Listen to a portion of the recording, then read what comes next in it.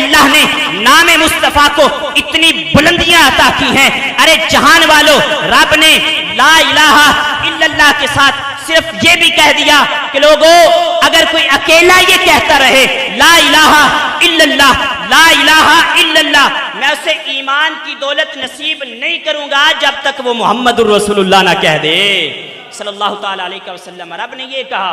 ارے کیوں؟ یہ وہ ہے کہ تورات میں اللہ کا ذکر ہے تو ساتھ مصطفیٰ کا بھی ذکر ہے، زبور میں اللہ کا ذکر ہے تو ساتھ مصطفیٰ کا ذکر ہے، انجیل میں اللہ کا ذکر ساتھ مصطفیٰ کا ذکر ہے.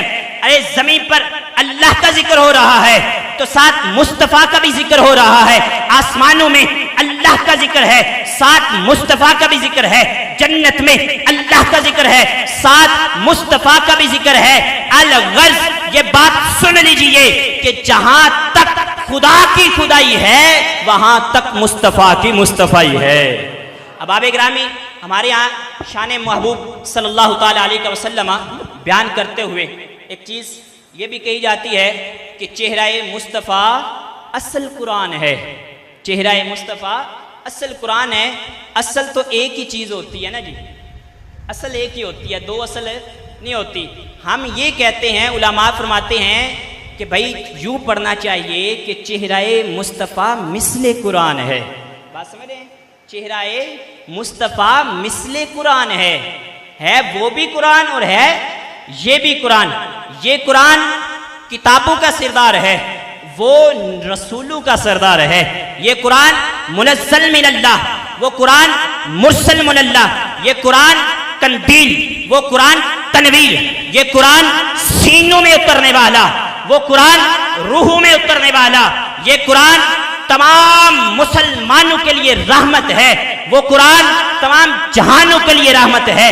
یہ قرآن بھی اعلیٰ، وہ بھی اعلیٰ، یہ بھی نرالا، وہ بھی نرالا، یہ بھی لا ریب، وہ بھی لا ریب. یہ بھی خدا کا، وہ بھی خدا کا.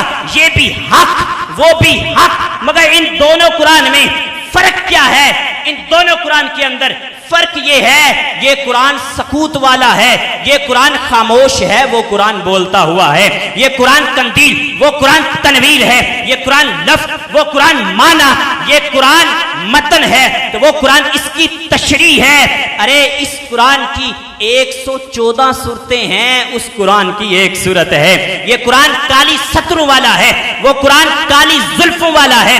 اس قرآن کو پڑھنے والا قاری بنتا ہے، اس قرآن کو تکنے والا صحابی بنتا ہے. اب یہ جملہ لیجئے گا، کوئی بھی زبان خاموش نہیں رہنی چاہیے. یہ جملہ اتنا محبت بھرا ہے کہ اس قرآن کی کالی سطریں، اس قرآن کی زلفیں کالی ہیں.